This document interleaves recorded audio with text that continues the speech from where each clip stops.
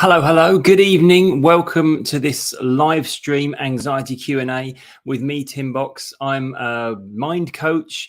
I'm an anxiety specialist. I work one-to-one with clients every day, helping them get over all sorts of emotional issues and mainly working, as I say, with anxiety clients. I also run this YouTube channel where I put videos up explaining anxiety so that we don't need to be afraid of it anymore and so that we can calm our anxiety levels. And many Fridays, I do these live streams to answer your questions. So if you're coming into the room, if this is the first time you've found me, please say hi. In fact, if you've been here loads of times, please say hi. And if you have any questions about anxiety, chuck them in the comments and I'll do my very best to answer them live for you right now.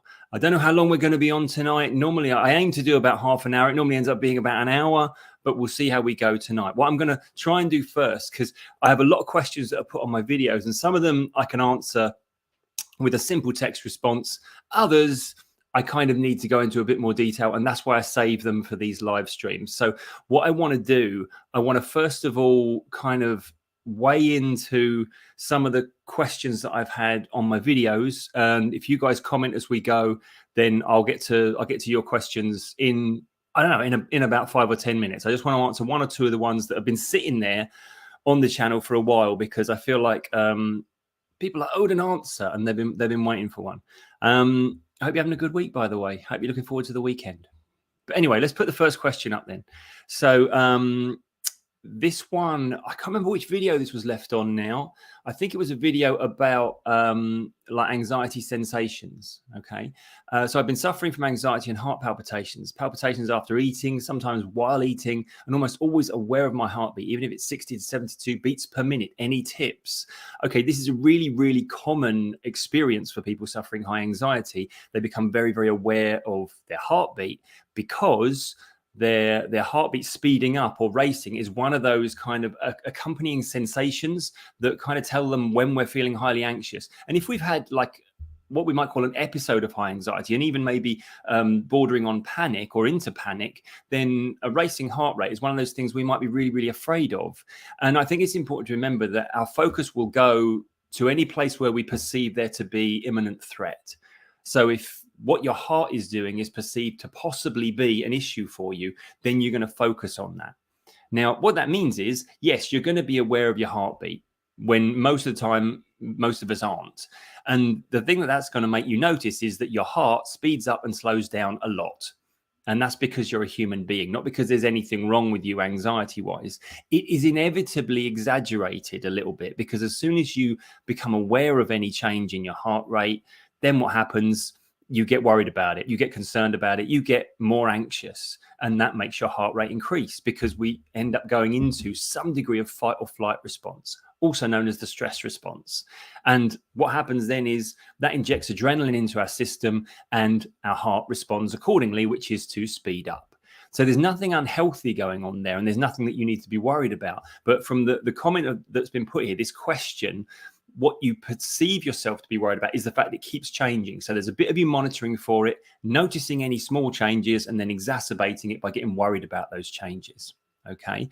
The thing to remember here is that your heart rate changing is very natural, is very normal. It's not something you have to worry about. Now, of course, if we're of that mind where we're like, you know what, I want to get my heart checked out, I want to make sure it's okay, then by all means, go to the doctor, get it checked out.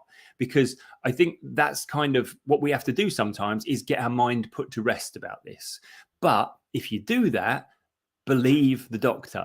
Listen to what the doctor's saying, because what will probably happen is the doctor will say, yeah, your heart's fine. You're probably just having a very natural anxious reaction. Now, the thing to remember there is the doctor isn't saying, oh, I'm sorry, you've tested positive for anxiety or an anxiety disorder. The doctor's saying, no, you're getting highly anxious. Yeah, you've tested negative for everything that you need to be concerned about, anything medical. All that's going on now is an emotional reaction to what potentially your heart might be or not be doing. Okay, so all of that stuff adds up to there is nothing there that you need to inherently worry about because you're noticing your heartbeat. The more inclined you are to treat it just as something natural, the less you're going to notice it. Simple as that, really. Okay. If you wear one of those watches as well, I've got one on my wrist now. Yeah. I don't habitually say do or do not wear these things that monitor your heart rate. It's only a problem if it's a problem. But if you find yourself paying too much attention to it, just take it off. It's not actually information you need to know at the end of the day. Okay. Hope that makes sense. Hope that was of value. I hope whoever put that question is managing to see it. What I try and do when I answer questions that have been put on videos, I try and then reply to that comment with the link to the answer in the live stream. Okay. So if you do have a question on one of my videos, if you put it in there, there's a good chance at some point you'll get a response from me with a little link to me chatting about the answer. Okay. Okay, let me do one more of these and then we'll go to the comments and say hello to some people. Okay. In your book, you say you need not take on other people's anxiety and let them be responsible for themselves. I just wonder how to balance this with taking care of older parents who rely on me. Okay, what I'm talking about when I'm talking about that in the book is a lot of us, we tend to be quite self-sacrificial in our efforts. So we will put ourselves last on the list of needs that need to be met. So we'll put ourselves out there for other people. Like if you're at work and you've got like, you get one of those open offices and everyone's got their own stuff going on and they've got their own problems in their own station, but then they kind of bring it to you for advice or help, and then you're taking on their concerns. And that happens in life. That happens with our family, with our friends, that they bring us their issues. And it's okay for them to do that because obviously sometimes we want to get it out of our head and we want to share it. That's okay. But it doesn't mean we're to take it on board now and we're to now feel worried or concerned or anxious about what's going on with their lives. And don't get me wrong, there'll be times when the person that has an issue we really, really care about and we don't want things to go south for them.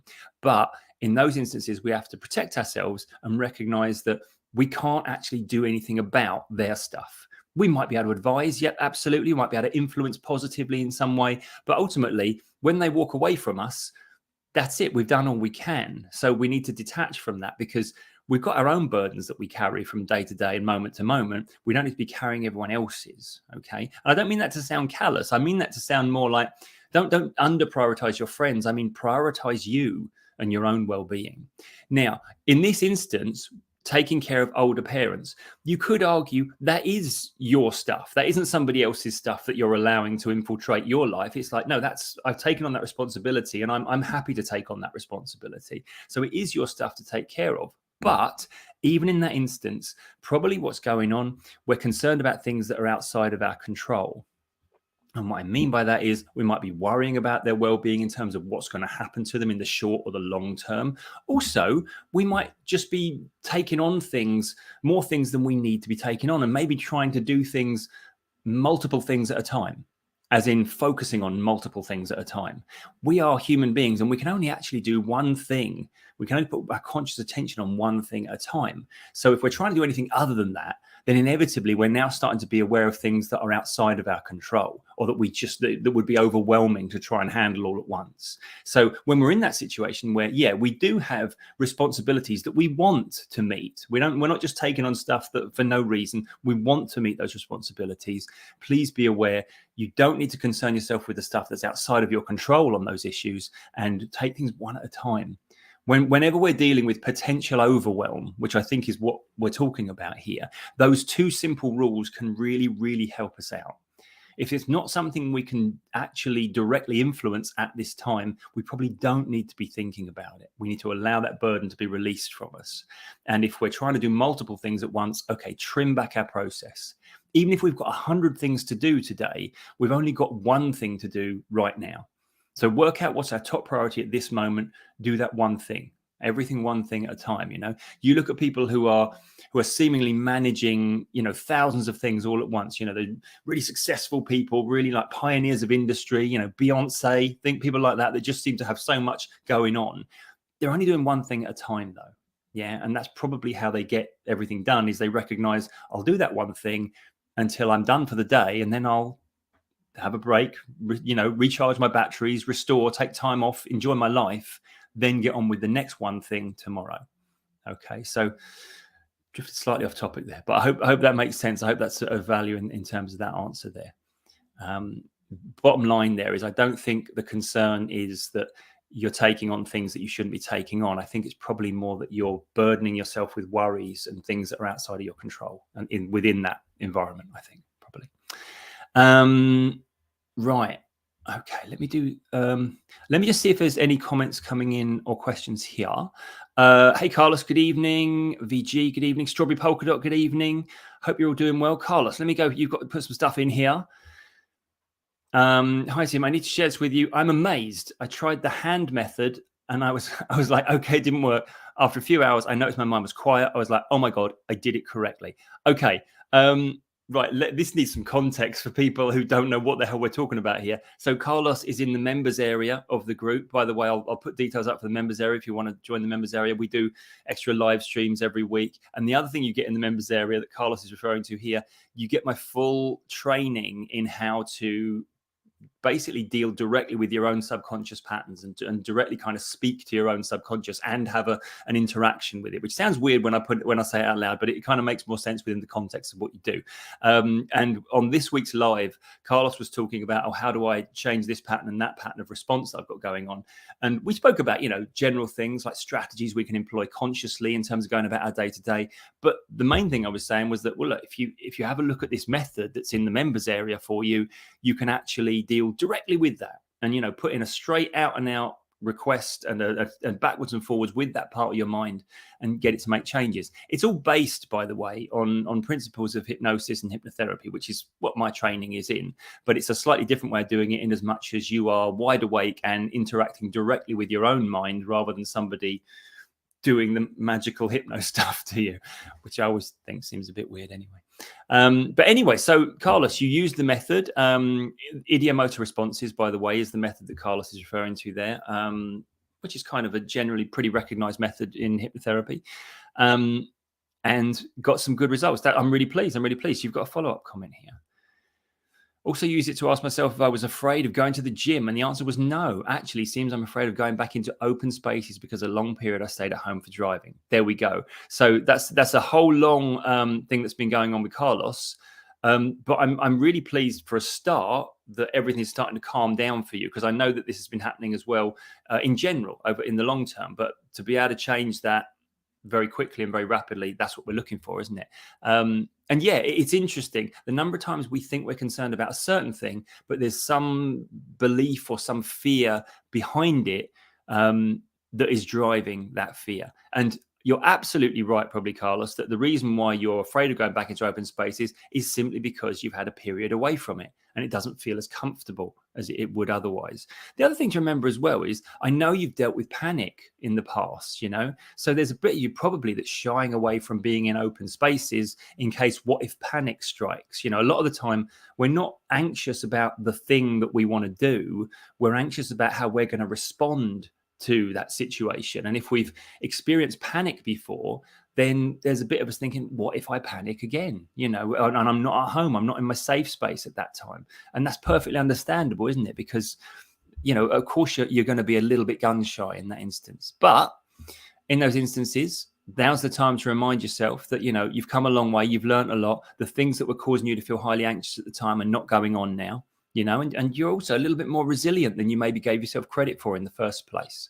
Yeah, because you've got the other side of what you were going through, And this is the thing. I think sometimes we don't give ourselves enough credit, do we?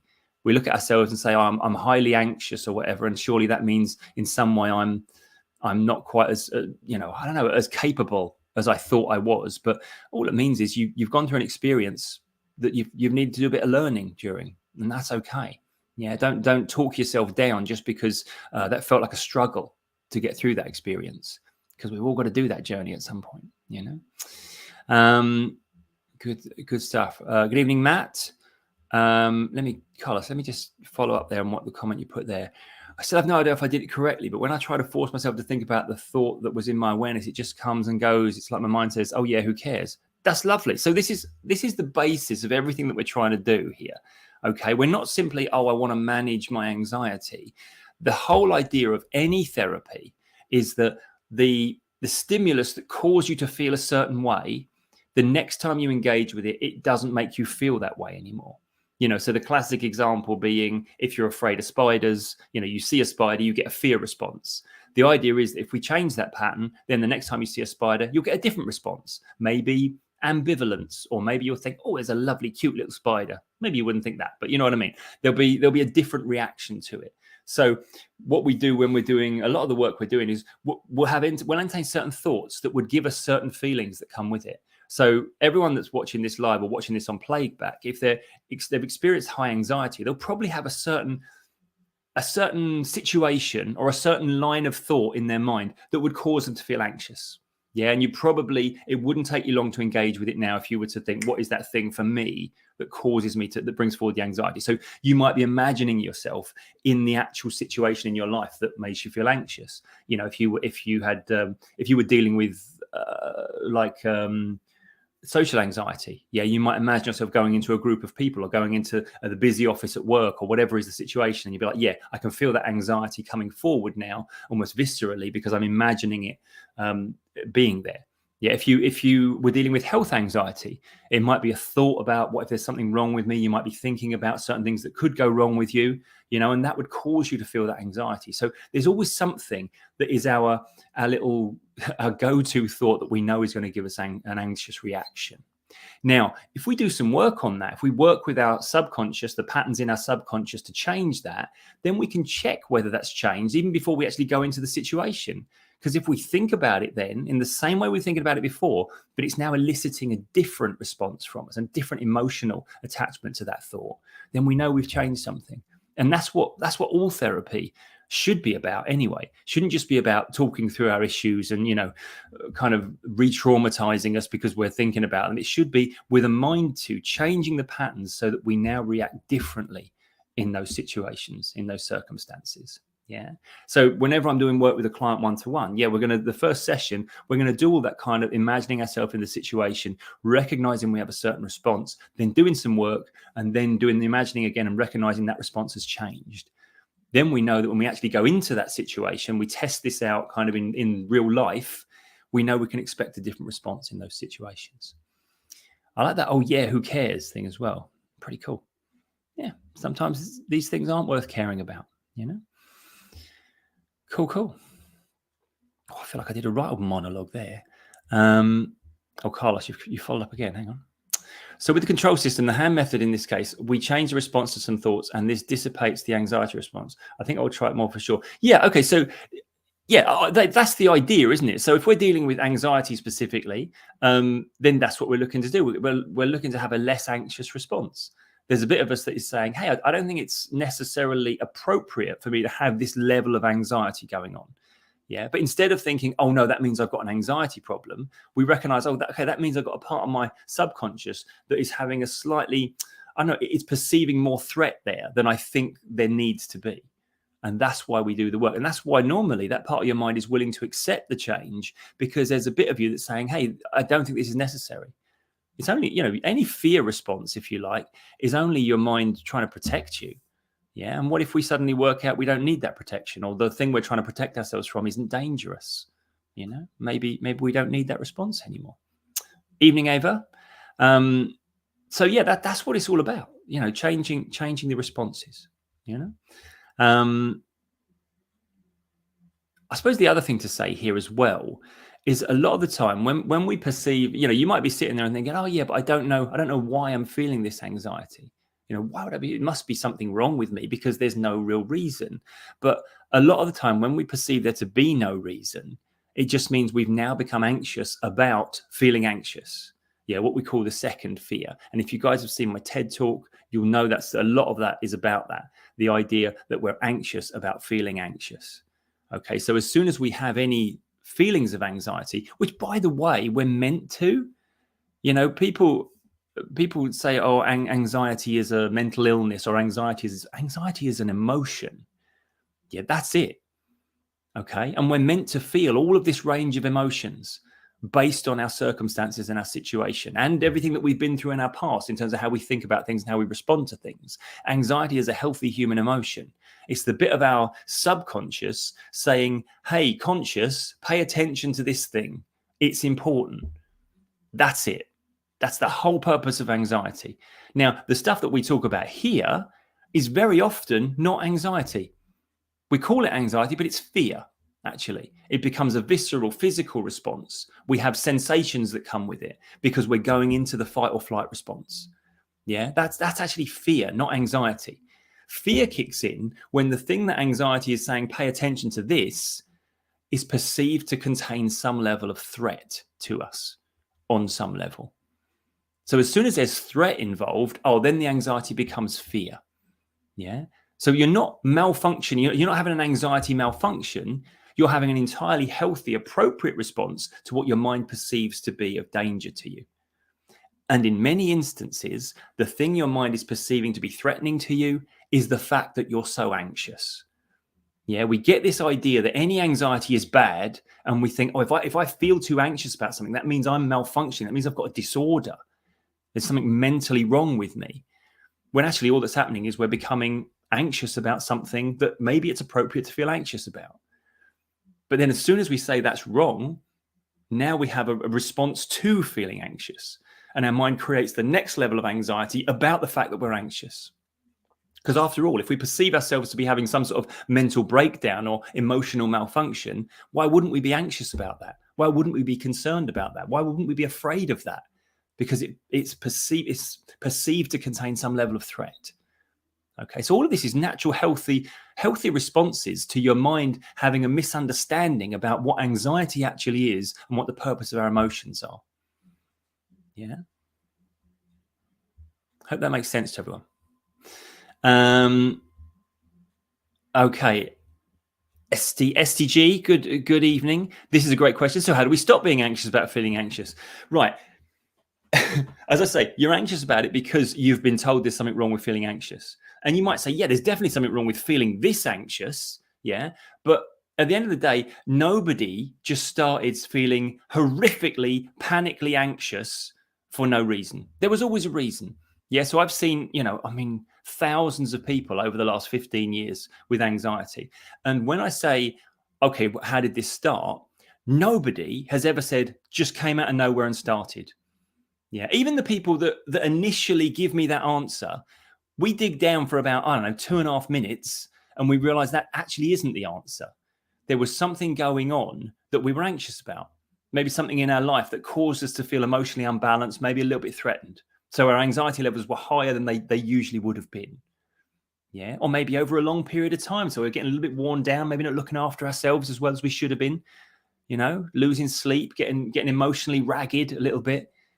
And in some way, we've then started to become concerned. I think I'm more anxious than is healthy. So then maybe we've gone to see somebody about it. Maybe we've Googled it. Great idea that is, isn't it? Yeah. And then we've convinced ourselves, or somebody's told us, oh, you have an anxiety disorder. Yeah. Or even they've just said, no, this is anxiety. This isn't medical. This is anxiety. And we've interpreted that as saying, I've got an anxiety problem. Okay. And then whenever we feel anxious, a bit of us says, there's our problem. There's our illness. We must feel highly anxious about that. Yeah. And the bottom line here is that anxiety is correct. Even when the level or the thing you're anxious about is mistaken, anxiety is a healthy human emotion. Doesn't matter whether you're feeling it mildly or extremely. You will never get to that point where you feel no anxiety until you're dead, of course. Then, as far as I understand, we don't feel emotions after that point. Okay. But all the time you're alive and you care about your journey and moving towards happiness, that sort of thing, then anxiety will be that emotion that your mind kicks in to and utilizes many, many times, maybe many times a day, because there's always that next important thing that you want to put your focus on. Yeah. So I'm going away on holiday for a couple of weeks. My intention is to do nothing, to lay on the beach, do absolutely bugger all for 2 weeks. But I guarantee I'll be laying there and things will come into my mind. Oh, where are we going to get lunch? Yeah. Oh, shall I go for a run or shall I just lay here? Probably the answer will be I'll just lay here, to be fair. But it's like there'll be things coming into my mind that is the next important thing.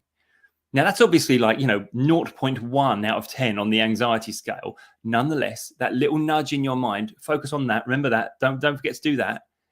Yeah, that's anxiety.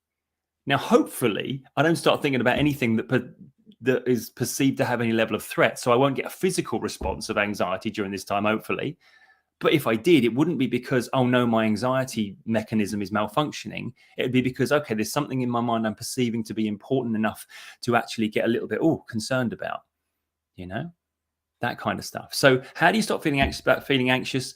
You start to recognize this is healthy and not a threat to you. The bottom line here is, as soon as you get to that point where you understand at a belief level, a subconscious level, that it doesn't matter how anxious I feel, that isn't a problem, that doesn't mean anything wrong with me, then you'll stop feeling high levels of anxiety, because it's only the anxiety about anxiety now that is causing the super high levels. I hope that makes sense. I hope that was a long answer, but I hope I didn't just cloud everything by going through too much there. And I'm sorry, Esty, if you were looking for me to say, do this exercise or do this particular thing or have this breathing technique. All of those things that you would do to stop feeling anxious in the moment, they're just countermeasures to how you're feeling. But you know what that tells your mind? If you have these countermeasures, I've got this breathing exercise I can do, or I'll do that thing. If you saw the live we were doing with Howard Cooper, he was showing us the bilateral confusion technique with the bottle left and right. All they are countermeasures against a thing that is perceived to be threatening you. So it reinforces the idea that there's something wrong with feeling anxious, and there absolutely isn't. Yeah. You know what? If you never felt anxious, that would be weird. That would be a disorder, because you'd be one emotion short of the full set of emotions, and that would be strange. SU followed up with, do you do private sessions? Yes, I do private sessions. I do one-to-one sessions. There are details on my website. Shall I just put have I got my website on one of these banners? Hang on. No, I haven't. That's brilliant, isn't it? So well prepared. I think my website link is on the channel, on the main page, on the homepage, I think. But that's what I do. Believe it or not, I'm not actually a YouTuber. You probably can believe it. I'm so professional. But what I do for a living is one-to-one, and my one-to-one practice. Yeah. Anyway, Ava, I'm going to go to yours, and then I'll go back to Carlos's comment. After 2 years, I finally sat in a restaurant and had dinner with my daughter, but I still can't be alone. Okay, so you're improving. You're getting back to where you want to be. That's superb. That's awesome stuff. So what we would be doing then, so Ava, I don't know if this makes sense to you or not. So my question would be, let's imagine we're doing one-to-one session here, yeah? My question to you is then, okay, so what's different about being alone? What's the fear of when you're alone? Okay. Now I could anticipate what that answer would be just based on what many clients have told me that their answer is, but it's down to what you're afraid of. But just to role play the scenario for a moment, it would be something happening to me while I'm alone that I can't deal with, or something in my responses that I feel, I need someone there to look after me in case I don't know, insert anxiety response there, like have a panic or can't breathe, or etc., or suddenly start to feel unsafe. Yeah. So the work that we could do here, because I sort of said this a little bit earlier, but we're not anxious about the thing, we're anxious about our perceived ability to cope with the thing. Yeah. So probably what's happened here is that your faith in your own ability to cope with whatever might happen to you has been slightly eroded for some reason. Yeah. And I think and the other thing to remember here is we're not born anxious. We're not born highly anxious or feeling unable to be alone. Yeah. To be fair, as a baby, we can't look after ourselves, but we're not particularly anxious about that idea. It's kind of like we grow and we pick up insecurities as we go along in life. So some experience that you've been through will have said, no, I'm not safe to be alone. Because I'm sure at some point in your life, you've been okay with that, probably, as we grow into adulthood and we feel comfortable being on our own. But there's a bit of you now, because of whatever you've been through, probably, that is saying, no, I don't feel safe being alone. And so our job then is to work out why that bit of your mind has started to believe this, and how we allow it to believe something a little bit more helpful for you. Yeah, in terms of, hey, you're probably going to be okay.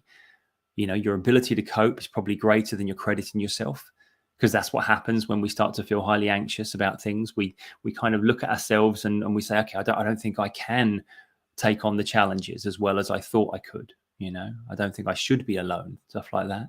The likelihood of something happening to you is far less than you credit at the moment as well. You know, we imagine that it's always going to be disaster. Wouldn't you know it? Just when we're alone, the disaster will strike. But 99% of the time it doesn't. And the consequences of something bad happening. A lot of people are like, oh, I don't want to have a panic. And what's the consequences of having a panic in public on our own? About 3 minutes later, it's over. Yeah, as in it passes. Yeah, so the consequences actually aren't as dire as we imagine as well. So it's just that sort of stuff. Just reminding ourselves of some basic truths that help us put those fears to bed. Okay. And what we're talking about at the start of the session in terms of the method that Carlos was employing here to communicate with our own subconscious, the groundwork to that is understanding what your mind might come back with objections here. You're asking your mind to say, hey, let's stop being anxious about being alone. Yeah. And your mind's going to say, oh, that sounds great, but let me tell you why that's not an option. So we want to make sure we have that answer ready when that bit of your mind says that. When that bit of your mind says, I'm sorry, but last time we were alone, we had a panic attack and it felt like we were dying, and then the answer is, oh, well, here's the truth though. I know it felt like we were dying. It turns out we weren't, because here we are still alive. And there's a basic fact as well that nobody ever died from a panic attack. Just feels like we're going to. Yeah. But as with many instances with anxiety, the way we feel is not the way it is. Yeah. And it's not anxiety tricking us like an enemy or like a villain. It's just, our mind makes mistakes. It feels really difficult to breathe. It feels like our heart's pounding out of our chest. Surely this is terminal. And then it isn't. But it's okay that our mind makes a mistake, assuming that it is, because it kind of felt like it was. But if that's what's keeping us from being on our own in a public place now, good news is we don't have to fear that. Because we know that no matter what happens when we go out to dinner, whether it's with somebody or on our own, we'll be alive at the end of it. Or certainly if we're not, it won't be because of our own responses or anything that, that we could do about it, You never know when an asteroid is going to fall on the planet, do you? But you know what I mean? All things being equal there, regarding all the things we would take into account, that need to be factored into our sort of risk assessment, We don't have to fear our own responses. I hope that helps, Ava. I hope that helps. But, also, really good for getting out and sitting in a restaurant. Being in a restaurant's lovely. When there's no fear involved, it's lovely. That's the thing, I think, as well. Anxiety will shrink our options for us. It will take away our options. The things that we can't do because of this or because of that or because we're not up to it or because something might happen. And before you know it, the world's just shrinking gradually. We become more and more fearful. And the reason for that is when we go into a highly anxious state, our mind's job is to look for the threat. A bit of us has said, oh, we're under attack or there's something dangerous around us. And that's what every part of your subconscious is doing now, looking around for potential threat. So anything you put your focus on, you're not looking at it through the lens of, oh, that's interesting. You're looking at it through the lens of, could that take me out? Is something bad going to happen in this situation or from that thing? So our focus instantly becomes one of defense and one of threat rather than just going out there and living our life. And that's why the world shrinks for us a little bit. And a lot of the time, people will say to me, oh, I don't really like going out anyway. I don't really want to do these other things. And then when they're no longer anxious, they discover, actually, I love doing these things. It was just my fear that made it an unpleasant experience and made me not like it anymore. So it's amazing how the world suddenly opens up when you're no longer looking at things through the lens of threat and through the lens of fear. Okay. So Carlos, let me follow up on what we were saying there.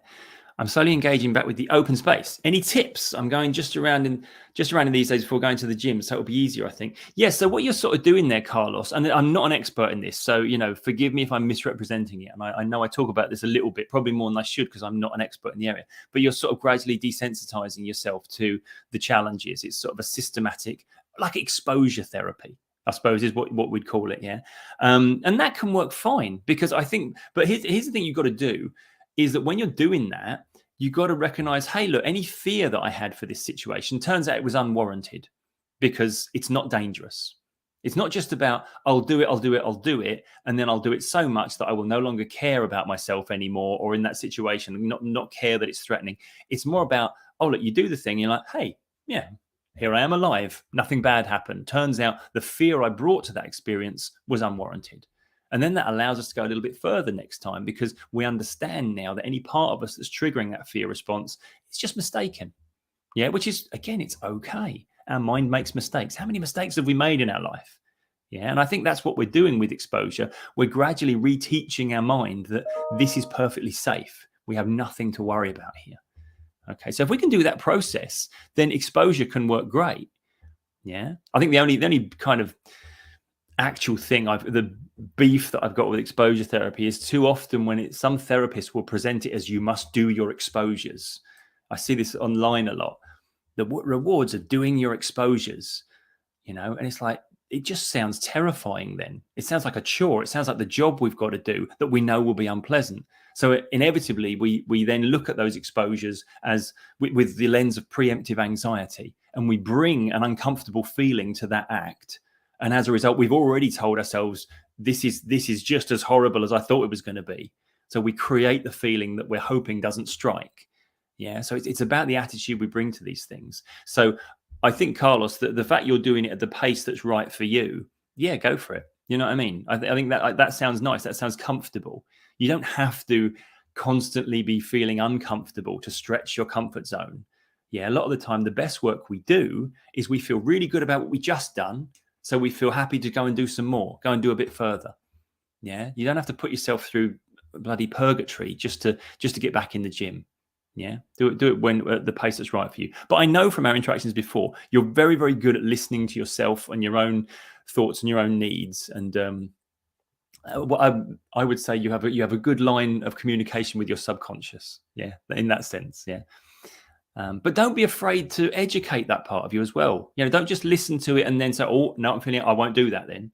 Educate that part of you. If you recognize that your fears are kind of misplaced, you don't need to be fearing that, then, do that process of thinking it through, re-educating yourself on that, and allowing yourself to take the steps further. Your subconscious is keen to get you back to happiness, not just survival. Yeah, not just comfort, but happiness. And if that's where your happiness lies, then don't be afraid to, get in there and do it. Hang on, you put, yep, thanks, Tim. I'm so amazed about what happened with your control method. Oh wow, you literally changed people's lives. Well, I tell you what, I don't know if I do, but I think people change their own lives when it's explained to them how to do it. It's like, it's a bit like saying, oh, I don't know. What would you say? I don't know, it's a bit like getting your accounts done for the end of the year and then ringing up your old maths teacher and saying, you changed my life. It's like, that teacher might have taught you how to count and how to add up, but ultimately you had to do the work to do your accounts. It's like, that's what I'm doing here. It's just educating people in terms of what you can do and what, and how maybe we've slightly been miseducated as well in a few instances about what anxiety actually is. But yeah, I'm really glad you're getting success with it, Carlos. And it's a privilege to just be, observing your journey and whatever part of it I can be, whatever help I can be, Okay, we're at 38 minutes. Shall I answer one more of the questions from my list of questions? Let me see if I've got another one. Hang on. Okay, did I do this one already? Hang on, bear with me, people. This is where everyone drops off the live. Okay, let me do this one. This was. I remember this one was put up on my video about my weird anxiety symptom, and I look at that video now. I wish I hadn't put the word symptom. I think more response or reaction or sensation, but because symptom implies illness, so I'm not a fan of using the word symptom for anxiety because it's an emotion, not an illness. But anyway, this was in response to that. I get those symptoms big time. Like this morning, it's really bad, but I just tell myself I'm okay because yesterday was a good day. There you go. There's nothing wrong with that, is there? This morning, because I know I have an important phone call, I'm getting anxious. Do you have any tips about this problem? I think framing it as a problem is one tip I would give you, because you're anxious about an important phone call. that I'm still waiting to hear something inappropriate here. I'm still waiting to hear a problem. Yeah, you might say, well, I'd rather not be super anxious about this phone call. Okay, you can absolutely work on that in terms of let's get better at doing these important phone calls without feeling so nervous about them. But this is the thing. Do you remember the word nervous? I mean, that's all we used to go when I was going through high anxiety back in the day. God, I sound like an old git now, don't I? But I didn't know the word anxiety. I knew the word. I was nervous. I was worried. Yeah, I was concerned. I was on edge. I knew all those sorts of terminologies, but anxious wasn't a word I was using or associating with the way I felt. So when there was something important, I was nervous about it. And as a result, that it didn't get framed as anything wrong with me then. I was just like, oh, I'd like to get better at X or Y, so I was quite socially anxious, as it turned out, but I would frame it as I'm quite nervous going into that situation where there's going to be lots of people tonight that I don't know. Okay. So, but I think as soon as you diffuse the potential threat of the situation, in other words, you don't need to be as well as saying, well, I'm quite nervous about this phone call because I want it to go well. It's important to me. Perfectly appropriate. If we then say, oh, I'm anxious about this call. Oh, my bloody anxiety again. We're then concerned about our own response rather than what our response is trying to tell us to focus on, which is to do well on the phone call. Yeah. I think it's more about how we frame our emotions than the emotions themselves, because the person asking this question has an absolutely appropriate response to an important phone call that maybe you really want it to go well. Maybe if it goes badly, there might be consequences, that kind of thing. Or maybe perceived consequences. A lot of the time we perceive certain consequences that actually would never transpire. And a lot of the time it's just important and we've assumed consequences. Yeah, that we haven't even thought through what the consequences will be. We just know, oh, it's an important call. Important equals nerves. We just hadn't done the dot to dot to the end of the equation there. It's like, oh, if it goes badly, what's going to happen? Not much actually, but I'll be a bit miffed I didn't do better. That's about it. So maybe the perceived consequences are not as bad as we're anticipating. Yeah, but again, that is a perfectly fine response to be nervous about a big important phone call. That's okay. You don't need to second guess that. And probably the more comfortable you are with the idea that I get nervous for big phone calls and that's okay, the less nervous you'll feel about it, because you won't now be questioning your own responses. The bit I like was this bit. Got some symptoms in the morning. It was really bad, but I just tell myself I'm okay because yesterday was a good day. I think that's pretty cool. Yeah, because I think the inclination can be, if we feel bad today, we disregard the good day we had yesterday. And we think, oh, look, nothing about yesterday did any good because here I am feeling that way again or something like that. And we kind of talk ourselves down. And that's kind of how we end up with one bad day becoming a whole string of bad days. Because now we're getting over analytical of how we feel. Is tomorrow going to be a good day then or a bad day? Am I going to just keep going down and down and down? Am I spiraling downwards? Am I getting worse? When, any journey involves ups and downs, which I know is a cliche. I can even say it, I know it's a cliche, but, cliches are there because they're true. That's why people repeat them over and over again, because they're true. You don't think of like a down point as, oh, I've gone backwards, because you've continued to go forwards. But today was slightly down. So tomorrow will probably be up again. And then you might go down again. You might go up again. Who knows? But no shift is permanent, because we're constantly shifting our state anyway. And as a result, the negative stuff you don't have to dwell on, because it will pass. Yeah. And focus on the wins more than the losses, if that makes sense as well. Because there's no reason not to, is there? Hope that was of use, though. Right, Pam, good evening. Let me just put your comment up here. Finally stopped anti-anxiety meds, but doctor kept my antidepressants for a few more weeks. However, my headache and some palpitations returned, even though I'm not anxious. Your videos have been helpful. I'm glad they've been helpful, Pam. First thing to say here is I'm not a doctor, so I don't talk medication, thank God. But so I'm, that's for you and your is it physician, your GP, or your whatever whatever you call doctors where you are in the world, to talk about. Okay.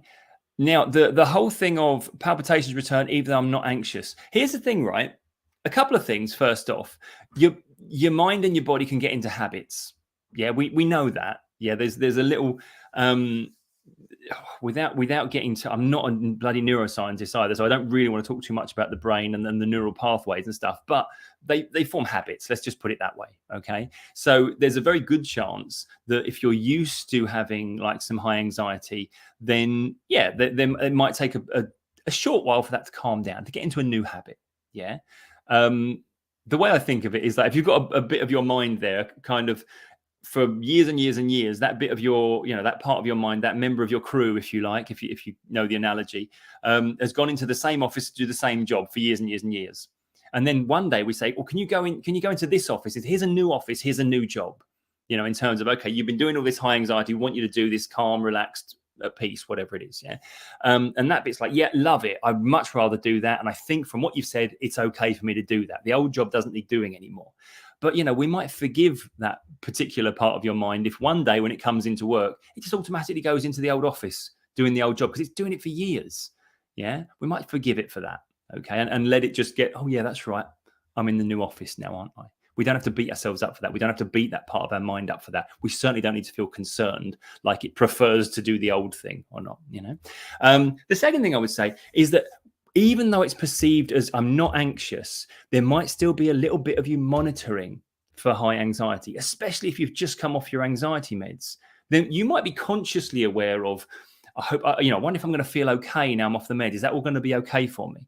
Yeah. So there's a bit of you that is kind of, you might be consciously scanning for that. But even if you're not consciously doing it, you can bet there's a bit of your subconscious that is like, okay, I'm just going to warn you guys about potential threat here. We've come off the meds. There's definitely a little bit of us there that's thinking maybe it was just the meds that were stopping us being anxious. So that bit of your subconscious is on a little bit of alert, It's monitoring, it's scanning for any shift. Then as a result, when there is a slightest shift, that bit might go, okay, I'm hitting the alarm bell here because it seems like we've got a problem. Anxiety is returning. Yeah. And it's just that extra focus that your mind has put on it, maybe because it recognizes a time when, hey, things are shifting. The other thing, of course, is that whenever we change the chemical balance in our body's going to do different things. It's going to do different things. So we might expect physical sensations to be, I don't know, maybe a bit puzzling or unexpected. And again, if we're prone to getting anxious about anxiety, that's why we might expect that little bit of an exaggerated response going on. But again, nothing to worry about, nothing to feel like, oh, I'm going backwards or anything like that. Pam, you've come back there. Let me put this in. I actually am scanning it, monitoring it, comparing differences with and without meds. Yeah, see, that's probably what's doing it a little bit then. Yeah, because the more we scan for it, the more we generate anxiety, because we're not scanning for it just, skipping merrily down the road, not really caring what we find. We're scanning for it thinking, wait a minute, is it there? Is it stopped? Is it gone? We're doing it with anxiety as an accompanying emotion to that process. So, but again, that's okay. Anytime I think we can work out, oh yeah, that's why it's happening. We don't have to put too much attention on it. We don't have to focus on it as if it's a problem. It's just a very natural bit of the process that we're going through. Yeah. So I hope that helps. But really, really good on you for stopping the anxiety meds, and what you're on antidepressants for a few more weeks. That's brilliant. Again, as I say, I'm not a doctor, so I can't really talk with authority on meds. But for those of you that have been on meds and have got off of meds, isn't it great? In terms of, it's so cool, because I don't, even though I know this, even when we have that perception that I know there's nothing wrong with me, I'm just, my emotions are need a little bit of stabilizing maybe. It's lovely when we can just stop having to do that ritual every day that is kind of in our mind is keeping us balanced, whether it is or not medically. It's just like, it's nice when we're like, yeah, give yourself a huge pat on the back for taking that journey, Pam, because you deserve it, Okay, good. That's a good one. I think that's a good one to finish on. And a good bit of good news there. Yeah. Okay. Right, guys. What I'm just going to let me put this up here because I always forget to do this. You can subscribe to the channel for regular anxiety advice videos. Those of you who are subscribed to the channel will know I haven't put a video up for a few weeks now, and I probably won't have a video up for another fortnight or so, but there is a lot of content coming your way because I've sort of taken a break from it so that I can kind of plan my content out properly. Because as I say, this isn't my full-time job being a YouTuber, not by any stretch of the imagination. So I very much find time to do the videos in between my job of seeing clients one-to-one and training other practitioners. So apologies, I haven't had as many videos up, but they are going to be coming thick and fast in after a couple more weeks of break for me. But you can also, if you can hit like on this video, that helps apparently. Comment on the video once I'm off this as well. If you're watching it on playback, chuck a comment or ask a question, because if you ask a question, I can start the next live with that and give you an answer. Okay. The other thing I would say, if you do like what I talk about and it's been of help to you, membership of the channel is £8.99 UK pounds per month. For that £8.99, you get a live stream every Wednesday evening that's purely for members, for nobody else. It's just the membership that are on that. So we get to explore ideas a little bit deeper and we get to have more of a back and forth.